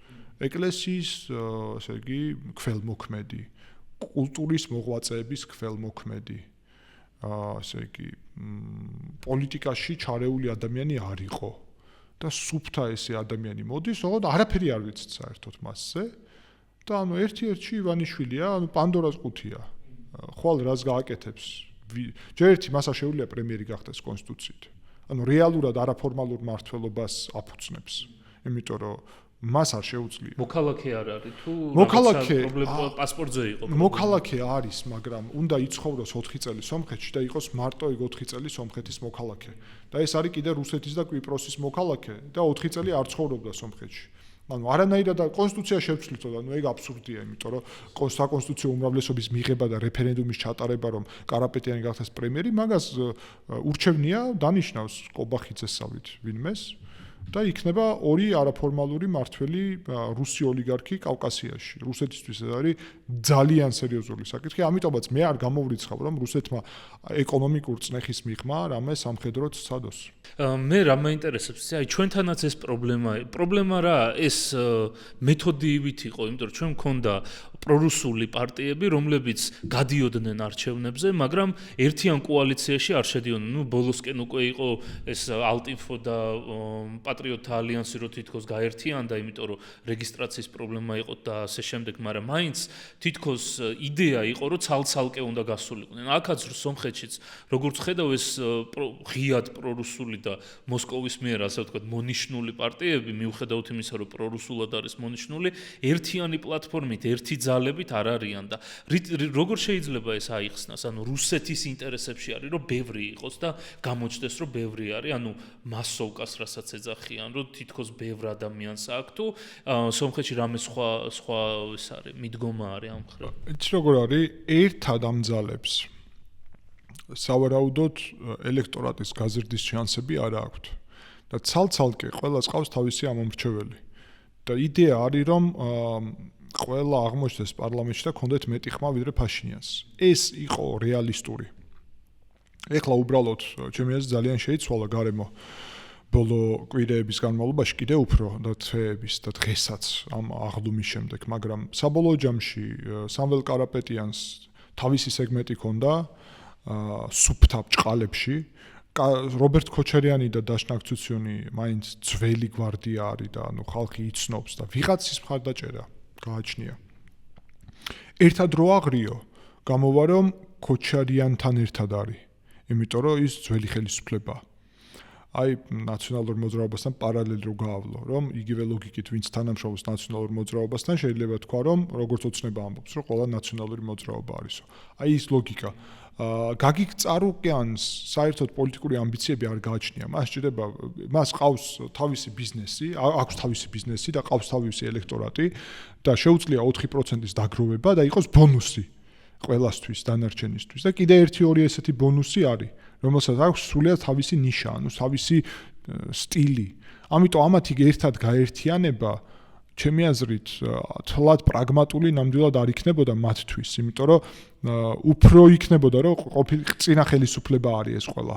და ეხლა ესე არ აკეთებენ. წინა ხელისუფლება ცალკე არის და ესენი არიან ლამაზი ახალი ესე იგი ძალები, ზოგი როგორი და ზოგი როგორი. უბრალოდ გაცვლა ის აქვს, რომ ერთად ჯამურად, კუმულატიურად უნდა შეძლონ მეტის დაგროვება. ნუ ესეთი სქემა არის. ჩვენ შარშან რო ჩავწერეთ ეპიზოდი სომხეთზე, ძალიან საინტერესო პროცესები მიმდინარეობდა ეკლესიის მიმართულებით. იყო საუბარი თითქოს რუსეთის მხრიდან ეკლესიის იერარქიის გააქტიურებაზე, როგორც ასე ვთქვათ, ჰიბრიდული ომის ერთ-ერთი ელემენტის გადატრიალების მომენტში. ეხლა რა როლი აქვს ეკლესიას და არის თუ არა ჩართული წინასაარჩევნო კამპანიაში? პრინციპში ფაშინიანმა რაღაც მომენტში გადაწყვიტა ეკლესიის თემის გადადება დროებით, წინასაარჩევნო პროგრამაში ჩაწერა კათოლიკოსის შეცვლა და პრაქტიკულად ახლა ხმებით არჩევნებზე მანდატს მიიღებს კათოლიკოსის შეცვალოს. და აქამდე რაღაც ბოლომდე მანდატი არ ქონდა, ასე ვთქვათ. არჩევნების ამიტომაც გადადებული არის ეგ საკითხი. არაერთი სასულიერო მაღალი იერარქი ეპისკოპოსი დაკავებულია, ასე იგი რეალურად გადატრიალების მოწყობის და ასე შემდეგ მსგავს საქმეებზე და რეალურად იყო ასეთი მცდელობები. კრეიშ ნერსისიანი, ანუ გარეგინ მეორე, აგრძელებს აქტიურად მხარდაჭერას, განსაკუთრებით სამվել კარაპეტიანთან სახლში წავიდა მაგალითად ძალიან გულთბილად ჩაეხუტა, მხარდაჭერა გამოუცხადა, უწოდებს მას ესე იგი ეროვნულ ქველმოქმედს, ეკლესიის ქველმოქმედს, ეკლესიის მხარდამჭერს და ფაშინიანს ანტიეკლესიურ საქმიანობას აბრალებენ. ქოჩარიანთანაც, გარეგინი ყველა პრორუსულ ძალასთან ძალიან კარგ ურთიერთობაშია და ეკლესიას ექნება, რა თქმა უნდა, თავისი წვლილი და წონა დიასპორაში განსაკუთრებით კიდევ არის ეკლესიის და დაშნაკცუცუნის როლიც, იქ მაგალითად დაშნაკცუცუნმა სამიტი ჩაატარა პარიზში და თქვა, რომ დიასპორის სახელით, ოღონდ თავისი სახელით კი არა, რომ დიასპორის სახელით დიასპორა ფაშინიანს არ უჭერს მხარს და უჭერს მხარს ოპოზიციას. ასევე ძალიან გააქტიურებული არის დიასპორა რუსეთში, რუსეთის სპეცსამსახურების მეშვეობით და ეკლესია იქაც. იქ გარეგინის ძმა არის ეკლესიის მეთაური. და პრაქტიკულად რუსეთიდან გეგმავენ მასშტაბურად ჩაყვანას ხალხის ხმის მისაცემად. ერთი რაც არ უნდა დაგვავიწყდეს, არის უზარმაზარი მოსყიდვის კამპანია. უპრეცედენტო. სომხეთში ახალი კანონია, რომლითაც ქრთამის მიღება, მიცემა და მიღება 7 წლით ისჯება წინასაარჩევნო ქრთამის და თან ქრთამად ფული არ იცვლება მარტო. ნებისმიერი რამ შეიძლება ჩაითვალოს. და დღე არ გავა, პირდაპირი გაგებით დღე არ გავა, რომ ანტიკორუფციულმა ბიურომ არ დააკავოს ესე იგი ძლიერი სომხეთი რუსი ოლიგარქის პარტიის წარმომადგენლები ან ადამიანებისაც ქრთამს აძლევენ, იმიტომ რომ ტოტალური მოსყიდვის მცდელობა არის, პლუს ამას ემატება რუსეთიდან და ასევე საქართველოსთან, სამცხე-ჯავახეთიდან სომხების ორმაგი მოქალაქეების ჩაყვანის მცდელობა არჩევნებზე ხმის მისაცემად. ეს ორგანიზებულად ხდება ეს ყველაფერი, ხო? კი. და საინტერესოა სომხეთი მარტო არის ამ გამოწვევების წინაშე თუ ის გააქტიურებული კავშირები დასავლეთთან ასევე გამოიყენება იმისთვის, რომ სომხეთი წინასაარჩევნოდ ამ ჰიბრიდული ზეწოლისგან და სპეცსამსახურების გავლენისგან რამენაირად შეამცირონ ის წნეხი რაც არის. მარტო არ არის ნამდვილად, სომხეთმა რამდენიმე წლის წინ შექმნა საგარეო დაზვერვის სამსახური ამერიკელებთან და ფრანგებთან თანამშრომლობით და ცალკე შექმნა სახელმწიფო უსაფრთხოების სამსახურისგან, მაშინ როდესაც საქართველოში მოხდა ზუსტად საპირისპირო და საქართველოს დაზვერვის სამსახური შერწყმა მოხდა სახელმწიფო უსაფრთხოების სამსახურში და ის ბევრ ამას მეტყველებს ხალხისთვის, ვისაც ეს ესმის რას ნიშნავს და ამავდროულად, დაზვერვის სამსახურს ეხმარებიან უცხო ეს პარტნიორები იმისთვის, რომ აღკვეთოს ეს პროცესები, ამას ემატება ასევე თავად სომხეთის სახელმწიფო უსაფრთხოების სამსახურის სერიოზული რეფორმა. დღეს სომხეთის სულს ყავს ისტორიაში პირველად ხელმძღვანელი, რომელიც დაბადებულია 99 წელს, პრაქტიკულად დამოუკიდებელ სომხეთში. საბჭოთა კავშირი არ უნახავს და რუსეთში ნასწავლი არ არის. პირველი თაობა არის სომხური სპეცსამსახურის წარმომადგენლის და არა რომელიმე უცხო ქვეყანასთან კავშირში მყოფი. და ამიტომაც შეიცვალა მიდგომა და ამას ემატება კიდევ ევროკავშირის სპეციალური 2 წლიანი მისია, როგორც მოლდოვაში იყო, პარტნიორობის მისია, რომელიც ჰიბრიდული საფრთხეების და სხვა ასეთი საფრთხეების აღკვეთის მიზნით უკვე სომხეთშია და ეხმარება სომხეთს წინასაარჩევნო ამ პროცესებში. ხო, ეს არის ძალიან მნიშვნელოვანი. მოდი ახლა ბოლოსკენ რახან გავედით. ესე კიდევ ერთხელ ვითამაშებ ეშმაკის ადვოკატს და სცენარს დავხაზავ და მინდა რომ კარგად დავინახოთ ის საფრთხეები რაც შეიძლება შეიქმნას და ის გამოსავალი რაზეც სომხეთი მუშაობს და ემზადებიან თუ არა ამ სცენარისთვის. გაიმარჯვა პაშინიანმა, ოპოზიციამ არ აღიარა, გამოვიდნენ ქუჩაში და რუსეთმა მოახდინა ეკონომიკური ზეწოლა, ასე ვთქვათ, მაქსიმალურად ეცადა, რომ ეს სუვერენიტეტი და ეს არჩევანი გახადოს ძალიან ძვირი სომხეთისთვის. ჩაიკეტა რუსული ბაზარი, ზეწოლა მიდის ენერგომატარებლების თვალსაზრისით, გასაღება რთულდება, გაზი და ენერგეტიკის პრობლემები არის, შეიძლება შეფერხებებიც იყოს იმ ლიანდაგებზე და მასზე გადაზიდვის მიმართულებით თვითონ შიგნით სომხეთში და მე აღარ განვიხილავ სამხედრო ინტერვენციას, ეს ცოტა გვერდზე დავტოვოთ.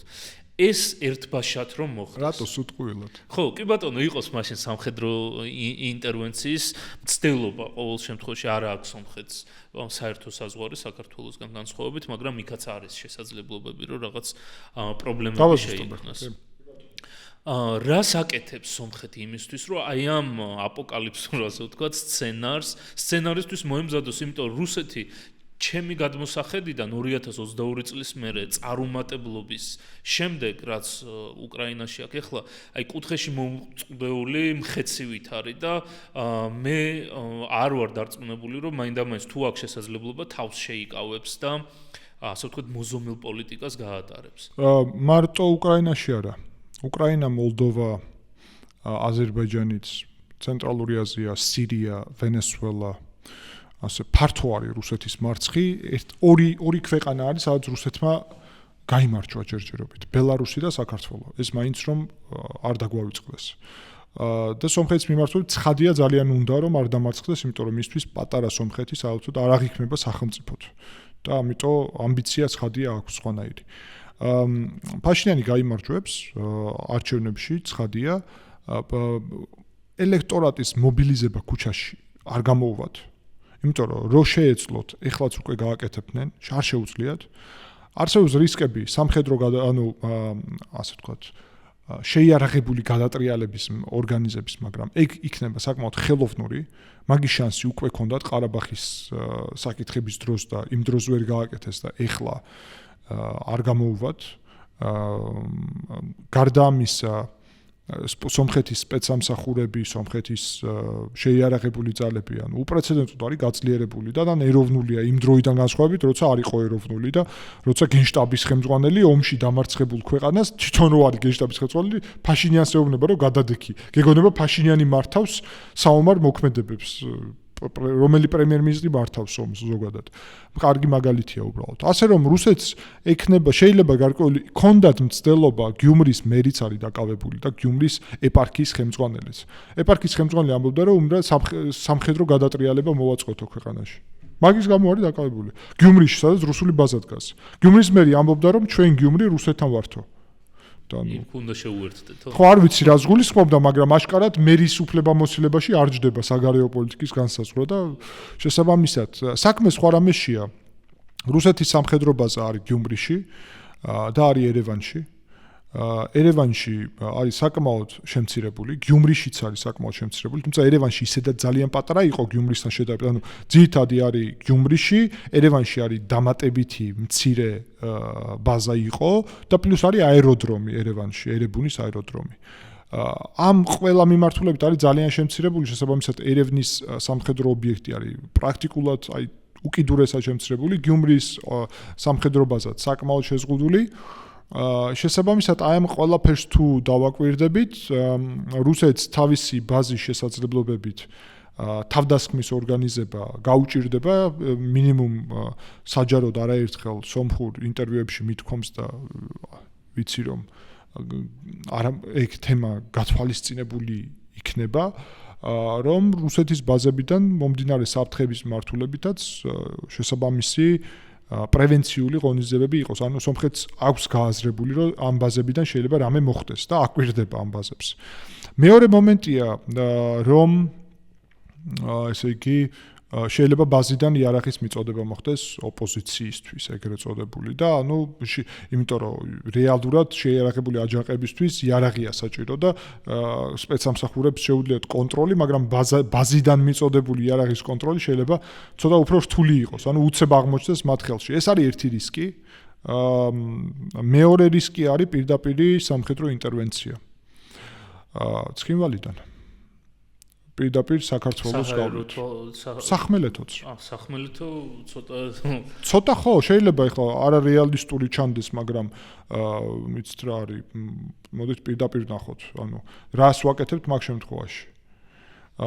სომხეთი ფიქრობ მაგიტომაც გიუმრის განსაკუთრებული ყურადღება მიაქციეს, იმიტომ რომ გიუმრიში გარკვეული ალტერნატიული სომხეთის მოწყობა უნდოდათ, პრორუსული სომხეთის. და თეორიულად თუ რუსეთის ბაზა ეცდება მაგალითად გიუმრის დაკავებას, მას დაჭირდება სახმელეთო დერეფანი და საჰაერო დერეფანი. საჰაერო დერეფნის შექმნა პრობლემა საერთოდ არ არის საქართველოს გავლით, იმიტომ რომ ვისი ნებართვა ჭირდება და ან რა შესაძლებლობები ქართული ოცნების პოლიტიკის შედეგად რა გაგვაჩნია, რომ რუსეთი გავაჩეროთ. და სახმელეთოც რა გაგვაჩნია, რომ გავაჩეროთ საერთოდ. კაპიტულაციური პოლიტიკა, რომელიც ქართულმა ოცნებამ აირჩია, რეალურად ნიშნავს იმას, რომ ესეთი ნებისმიერი სცენარი არის, არ ვამბობ დიდი ალბათობის მქონე, სწორად გამიგეთ, მაგრამ არც გამორიცხული, რატო უნდა გამორიცხო, როგორ? რით უნდა გამორიცხო? გამორიცხული არაფერი არ არის, ზოგადად, რამდენად მიზანშეწონილია რუსეთის მხრიდან ამის გაკეთება. თუ რასაც თქვენ ამბობთ, რომ აი სომხეთს დაკარგვა არ უნდა და მეც ვფიქრობ, რომ არ უნდა, ეკონომიკურ წნეხთან ერთად დიასპორის შეიძლება მასობრივი დაიწყოს, ესე იგი, წნეხი და დეპორტაცია, რაც საქართველოს გაუკეთა, ანუ ეკონომიკური ჩაკეტვა 2007 წელს რაც ანუ არაფერი ახალი, ეკონომიკური ჩაკეტვა, ესე იგი, ეთნიკურად შესაბამისად, ეთნიკური ჯგუფის დეპორტაციები და სომხების შემთხვევაში კიდევ უფრო მტკივნეული იქნება ორივე, იმიტომ რომ კიდევ უფრო ჩამოკიდებულია, მაგრამ სამხედრო ინტერვენცია, აბა ახლა საქართველოში სამხედრო ინტერვენცია რატო მოხდა?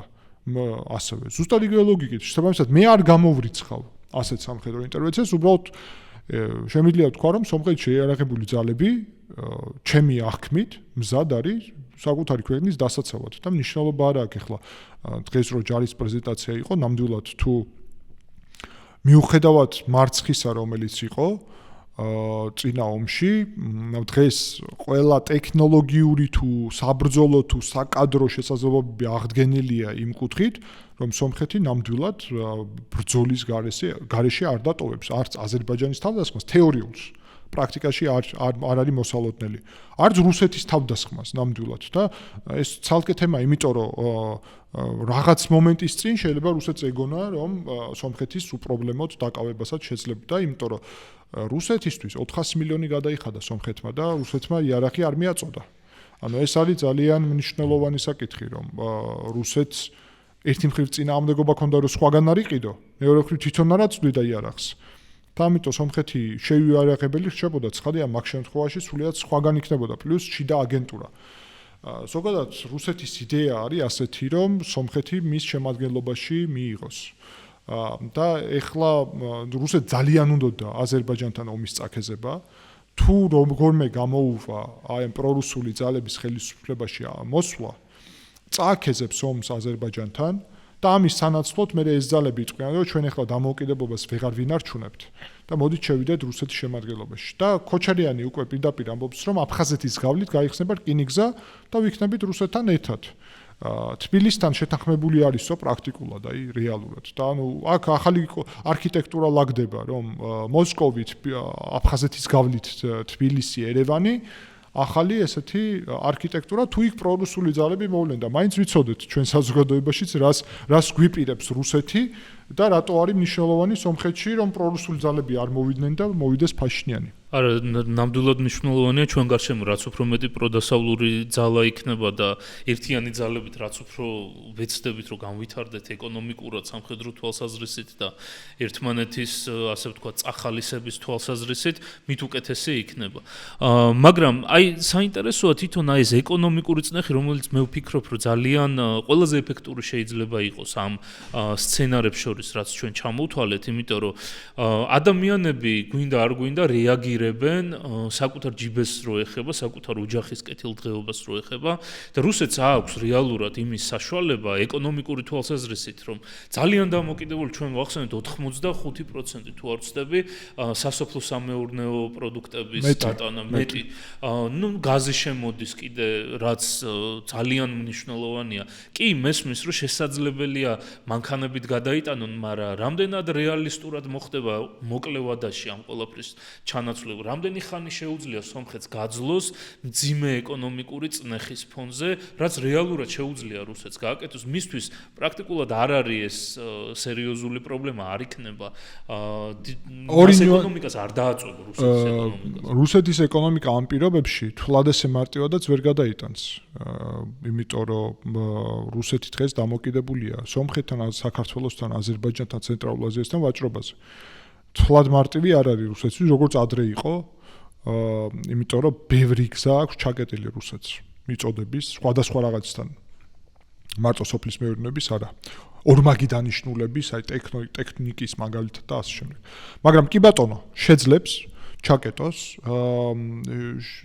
რთული იქნება სომხეთისთვის ძალიან, მაგრამ არის კითხვა. რთული იქნება დასაწყისში თუ მე ვფიქრობ მხოლოდ დასაწყისში. ეგრევე გაიხსნება თურქეთთან საზღვარი. არჩევნების შემდეგ, ანუ ეს ყველაფერი საუბარია ახლა მომავალ რამდენიმე კვირაზე და რამდენიმე თვეზე, აი რასაც ვსაუბრობთ. თუ ეს მოხდება აი ამ 2 კვირაში, 3 კვირაში, მაშინ არჩევნების შემდეგ უკვე როგორც კი გამტკიცდება ხელისუფლება, აზერბაიჯანთან კიდევ უფრო სერიოზული ნაბიჯები იქნება, გამშვები პუნქტის გახსნა, ასე შემდეგ ჯერ არ არის.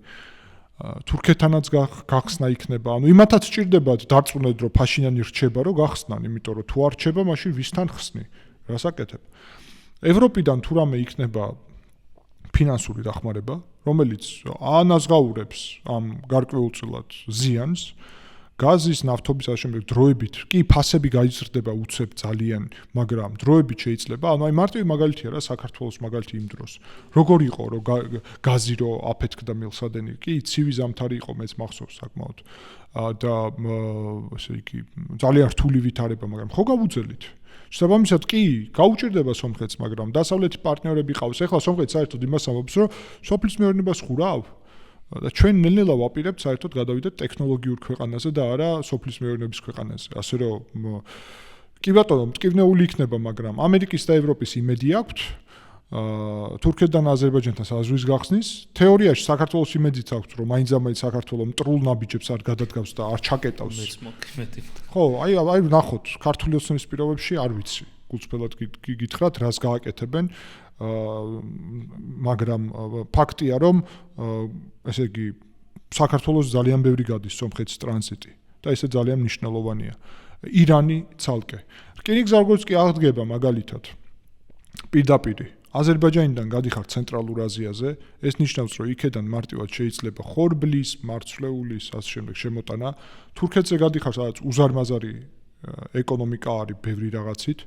ევროპაში გზაგეხსნება თურქეთის გავლით, ასევე ირანში გადიხარ და ინდოეთში პრაქტიკულად რკინიგზით, ასევე ანუ სომხეთი ბევრი მიმართულებით ჩინეთში შეგიძლია გახვიდე, ასევე აზერბაიჯანის გავლით, ანუ რუსეთი არ არის ერთადერთი. დღეს არის, იმიტომ რომ სომხეთი ჩაკეტილია ყველა მხრიდან.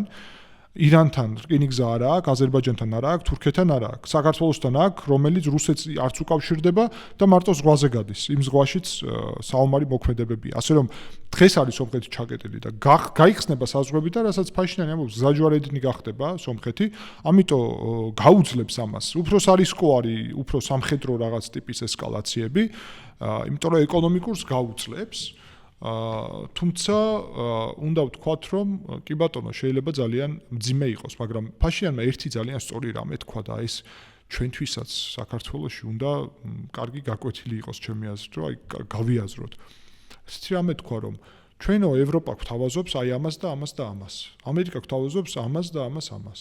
სხვა ქვეყნები ამას და რუსეთი იმის ნაცვლად, რომ რუსეთმა რაღაცა შემოგთავაზოს, რომ აგერ უკეთეს შემოგთავაზებ ვიდრე ევროპა და ამერიკა და მოდი კიდევ უფრო ივაჭრე შებთან, კიდევ უფრო სარგებელი მიიღე, კიდევ უფრო გავაღრმავოთ ურთიერთობა და რომ არ მოუნდეს სომეხ მოსახლეობას რუსეთისგან დაშორება, იმიტომ რომ ეკონომიკურად რატო უნდა უნდოდეს თეორიაში ვინმესთან ცუდი ურთიერთობა ეკონომიკური, ხო? მით უმეტეს სომხეთის ტერიტორია არ არის ოკუპირებული რუსეთის მიერ. განსხვავება არ დაგვავიწყდეს. ამის ფონზე რუსეთი ერთადერთი ასწავნება, ამას ჩავკეტავ და აი ფაშინიანი ამბობს გუშინ თქვა, რომ მე მიკვირსო ეს ლოგიკა. იმიტომ რომ ეთყობა არ ესმით საზოგადოების, რომ ამ საზოგადოებას ვინც ეუბნება, რომ ამას მოგცემ და ამას გაგიხსნი და ასე შემდეგ, იქეთა ანუ მართლა დემოკრატია იმაში არის, რომ საზოგადოება წყვეტს. და შენ საზოგადოების აზრი, მაგიტომაც რუსეთს არ აინტერესებს საზოგადოების აზრი. მაგიტომაც ეგ იყო, რომ ავტორიტარულ რეჟიმებზე აკეთებს რუსეთი გათვლას, იმიტომ რომ საზოგადოების აზრი თუ გაინტერესებს, იმ საზოგადოებას რატო უნდა იმუქრებოდე? პირიქით, რუსეთს შეუძლია, რომ მეტი შესთავაზოს რაიმე და იმ საზოგადოებამ თქვას, რომ არა კაცო, ჩვენ არ გვინდა პირობითად ევროკავშირში ინტეგრაცია და გვირჩევნია რუსეთთან დავრჩეთ, მაგრამ ამის სანაცვლოდ რუსეთი ყველაფერს რასაც აკეთებს, კიდევ უფრო არწმუნებს სომხურ საზოგადოებას, რომ ჯობია შორს ვიყოთ რუსეთისგან. კი, რუსეთმა დაკარგა ასე ვთქვათ, შეგრძნება იმის, როგორ უნდა ესაუბროს ადამიანს. თუნდაც თავის მოსახლეობას ყოველთვის მუქარისენით ესაუბრება და მეზობლებს ნებისმიერ სხვა ქვეყანას ყოველთვის მუქარისენით ესაუბრება. ერთადერთი ჩინეთია, რომელსაც ვერ ესაუბრება ამ ეტაპზე მუქარისენით. თურქეთსაც ვერ ესაუბრება. ნუ თურქეთსაც ვერ ესაუბრება, მაგრამ თვითფრინავები კვეთიდან სანამ არ ჩამოუგდეს, რასაც უნდა და იმას აკეთებ და მერე ჩამოუგდეს და სხვანაირად ძალის ენა ესმის ერთადერთი რუსეთს. კი ბატონო, აი ბოლო კითხვის სახით მოდი ვისაუბროთ იმაზე, რომ 7 ივნისის არჩევნები.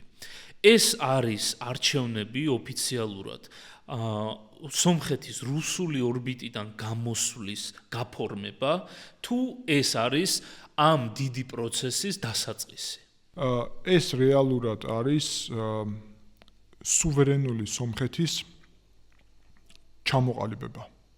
ნამდვილი სუვერენიტეტის და აქ არის უდიდესი განსხვავება იმ სუვერენიტეტის, რაც სომხეთში არის და რაც საქართველოში გვთავაზობენ. სუვერენიტეტის, რომელიც ნიშნავს სწორედ რუსეთისგან სუვერენიტეტს, რადგანაც რეალური საფრთხე არის, როგორც თავიდან დავიწყეთ, რუსეთისგან მომდინარე და მეორე მხრივ ეს არის დაბალანსებული მრავალვექტორული პოლიტიკა ძირითადი ღერძით ესე იგი ევროატლანტიკური სივრცისკენ, თუმცა არა ცალმხრივი და მე ვფიქრობ, რომ ესეთი საგარეო პოლიტიკა იქნებოდა ასევე სწორი საქართველოსთვის ამ დღევანდელ რეალობაში. არა ანტიდასავლური და პროავტორიტარული ბანაკის რუსეთ, ჩინეთ, ირანის, არამედ ძირითადი ღერძით დასავლეთისკენ დაბალანსებული პოლიტიკით დანარჩენ გეოპოლიტიკურ ცენტრებთან, რასაც სომხეთი საკმაოდ წარმატებით აკეთებს. ეს იქნებოდა ნამდვილი სუვერენიტეტის ჩემი აზრით საწინდარი და სომხეთი სწორედ ასეთ ტიპის სუვერენიტეტს ამყარებს და ამ არჩევნებით უნდა რეალურად საფუძველი ჩაეყაროს, რადგან შემდეგი 5 წლის განმავლობაში და 5 წლის შემდეგი არჩევნებისთვის სომხეთის სრულიად სხვა ქვეყანა იქნება, ნამდვილად სხვა გაგების, აი თუ ავიღებთ ასე წინა 5 წელს, პირველი იყო ყარაბაღის ომი, ეს არის რაღაცა კატასტროფა, რაც მოხდა პირველი მისი დეკადის დროს მმართველობის ფაშინიანის, შემდეგ არის პოსტყარაბაღის ომის არჩევნები, თუმცა ყარაბაღის კონფლიქტის ლოგიკა გრძელდებოდა 22 წელი, 23 წელი. და აი 24-დან 5-6, აი ბოლო 3 წელი შეგვიძლია თქვათ, რომ რაღაც აღშენებლობის მიმართულებით წავიდა სომხეთი. და რაღაც საფუძველი არ ჩაეყარა, მაგრამ აი გათხრები ჩატარდა. ეხლა აი ამ არჩევნებით საფუძველი ეყრება, რომლის შედეგადაც უკვე შემდეგი 5 წლის განმავლობაში ვფიქრობ, რომ სრულიად სხვა ტიპის სახელმწიფოს აშენების საშუალება არსებობს ნამდვილად და ეს მიზანი სომხეთის არის, აი რაც პრეზიდენტმა ტრამპმაც დღეს დაწერა საკუთარ მხარდაჭერაში ფაშინიანისთვის, რომ ეს არის მდიდარი ტექნოლოგიური მშვიდობიანი სომხეთი, რომელიც თანხმედრაშია დემოკრატიასთან, ადამიანის უფლებებთან და ევროატლანტიკურ სივრცესთან, თან მეზობლებთან და სხვა გეოპოლიტიკურ ცენტრებთან კავშირში. ეს მოდელი არის ძალიან საინტერესო, იმიტომ რომ სომხეთს აქვს შესაძლებლობა რეალურად გახდეს პატარა ქვეყანას, ესე იგი, რომელსაც რესურსები ნაკლებად გააჩნია, გათვლა მაღალ ტექნოლოგიებზე, გათვლა ტრანსატლანტიკურ კავშირებზე, მათ შორის ეკონომიკურ სფეროში და სამხედრო სფეროში, შეიძლება იყოს საუკეთესო რამ იმისთვის, რომ პატარა ძლიერი სახელმწიფო აღმოჩნდეს. სომხეთში ხშირად ამბობენ, რომ სამაგალითო არის სწორედ ეგეთი სახელმწიფოები, მაგალითად ისრაელის მოდელით. და სომხეთი მის სწრაფვის, ჩემი აზრით და მე ამ ლოგიკას მხარს ვუჭერ, რომ ამერიკისთვის გახდეს ისეთივე ტიპის პარტნიორი, როგორიც ყავს ისრაელს და ვფიქრობ, რომ როგორც ისრაელის სახით არის და ამ კონტექსტში ვფიქრობ, რომ ესეთი სომხეთი, რომელთანაც საქართველოს ყველაზე ძველი, ესე იგი, სახელმწიფოთა შორის ურთიერთობები გააჩნია, აი ჩვენს ისტორიას რო შევხედოთ, ესეთი სომხეთი ზურგს გაგვიმაგრებს გრძელვადიანად, დაგვეხმარება ბევრ რამეში გრძელვადიანად და როგორც კი საქართველოს დაუბრუნდება საკუთარ ჭეშმარიტ გეზს და ფასეულობებს და ხედვას და არჩევანს, საქართველოს და სომხეთის ერთობლივი ტანდემით მუშაობის შედეგად ევროატლანტიკური მისწრაფებების ეკონომიკური განვითარებაც სრულიად სხვა მასშტაბზე შეიძლება ავწიოთ და საბოლოო ჯამში ნიკოლ ფაშინიანი, ჩემი აზრით, აი ამ მარტივად რო შევაფასოთ, დღევანდელ პოლიტიკურ ლანდშაფტში საქართველოს ძალიან აწყობს და მისი მარცხი საქართველოსთვის ძალიან სერიოზული პრობლემა იქნებოდა, ასე რომ აი ამ კონტექსტიდან, საქართველოს კონტექსტიდან რო შევხედოთ, ასე შეგვიძლია შევაჯამოთ. მთელი გულით და სულით წარმატებას უსურვებ პაშინიანს და მთლიანად პროდასავლურ დემოკრატიულ სომხეთს და ძალიან დიდი იმედი მაქვს, რომ შესაძლებელი იქნება რადიკალურად შეიცვალოს სიტუაცია სამხრეთ კავკასიაში უკეთესობისკენ და მთლიანად ერთიანი, ასე ვთქვათ, ევროპული სამხრეთ კავკასია შეიქმნას. ძალიან დიდი მადლობა ამ ძალიან საინტერესო და დეტალური საუბრისთვის. დიდი მადლობა რომ ბოლომდე გვიყურეთ. თუ მოგწონთ ჩვენი კონტენტი და არ გინდათ რომ გამოგჩეთ სიახლეები ჩვენგან, გთხოვთ მოიწონოთ ჩვენი ვიდეოები, გამოიწეროთ ჩვენი YouTube-ის არხი და ასევე გამოყვეთ ჩვენ სოციალურ მედიაზე, Facebook-ზე, Instagram-ზე, TikTok-ზე. აუდიტორიის დაგროვებასთან ერთად ჩვენ გეგმავთ დავამატოთ სხვადასხვა ტიპის კონტენტი. ამიტომ თუ არ გინდათ რომ გამოგრჩეთ ჩვენგან სიახლეები, გამოიწერეთ ჩვენი სოციალური მედიის გვერდები. დიდი მადლობა რომ გვიყურებთ.